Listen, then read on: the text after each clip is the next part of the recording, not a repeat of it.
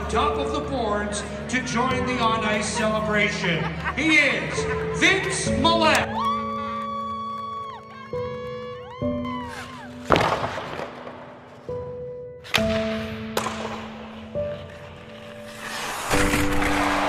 You hop over the bench, and I think one of the questions was, were you okay after that? The cameras cut away. Yeah, I was okay. I landed on my feet. Just a reaction after we won a World Cup in overtime.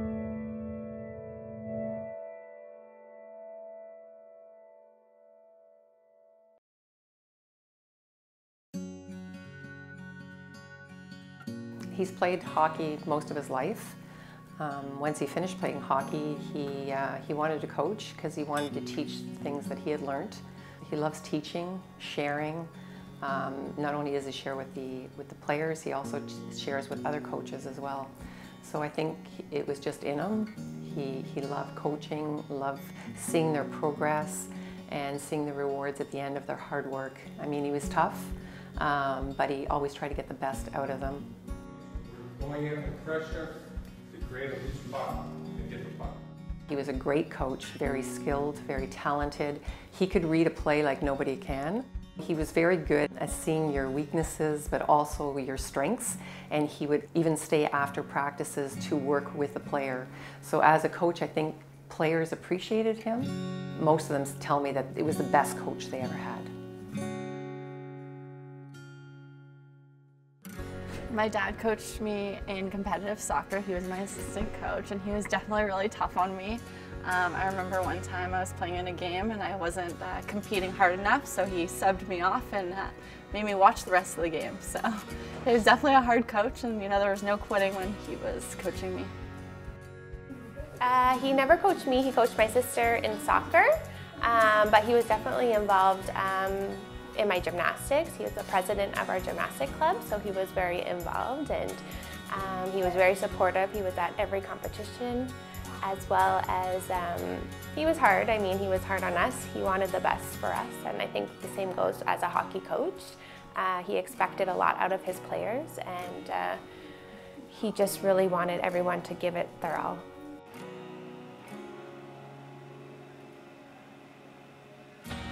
He's been coaching since he was, I believe, like 22 years old. He coached, major, midget, Pee-wee, all the way up to junior A hockey, to OHL, and then to professionally in Germany. Back in 1999, where he won the Memorial Cup in his hometown where he was born, that was definitely a highlight of his career. I was 7 years old at the time, and they went into double overtime, and I still remember it clear as day. They were in overtime, and my eyes were shut, and I missed the winning goal, but it was definitely one of his proudest moments, and he's accomplished so much in his career. And he later went on to Germany, and he won 3 DEL championships in a row, which was also, such an amazing moment for him. A couple of the big things that happened during your run here. Of course, 01, you win the OHL championship, but the biggest moment, I think, for you probably will be the '99 Memorial Cup. So I watched my dad coach growing up, and he was definitely very interactive behind the bench and always up and down, interacting with the players, giving them a pat on the back, or, pushing them. And when he was in Germany on his 4th season, I had just saw him be very silent behind the bench and very, he looked a bit confused, and that's when I noticed that there were changes happening. And he did a couple interviews and he froze up and he couldn't remember some of the lines and some of the players. By developing the players, and it's a lot of skill work and a lot of small stuff that you have to teach. And these players here are still learning the game, and at one point maybe they'll be in the DNL or the NHL, and hopefully they get to them. This is one of the best player I had, was Steve Downing. Steve Downing. He'd pull people out. And, yeah, that's what he did. That's hockey. So when you come back out, he'll come back out. I think what happened was when he came back from Germany, there was something. I couldn't put my finger on it. I just knew there was something odd, and things were happening that were just unusual and not his character. And so then after that, we brought him to the medical doctor, and they checked him out, and they run all these tests.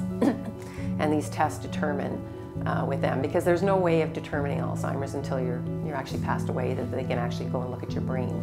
So what they do is they do these tests, these kind of mental tests. I was definitely stunned. I didn't know you could get Alzheimer's at 52 years old. You got a picture with Brian Mulroney there too, right? Hey? Got a picture with Brian Mulroney? Yeah, yeah. Brian, you came in, where did you go with when you used to coach that hockey team? You're the manager of the hockey team, and you met Brian Mulroney? Brian Mulroney, yeah. Right there in the picture? Right here. The whole family, you know, it was a really tough time, but we try and stay as positive as we can, and we stick together, and we're there for each other, and I'm just so proud of how close we are as a family.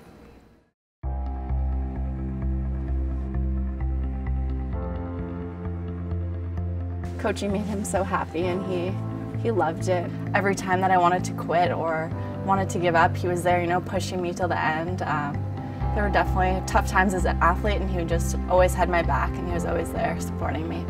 He just loved it. He loved teaching hockey players, you know, he just loved and teaching them to be great. My dad really got me into coaching. You miss coaching? Sometimes, yeah. But being at home is okay? Yeah. I'm not too bad at home.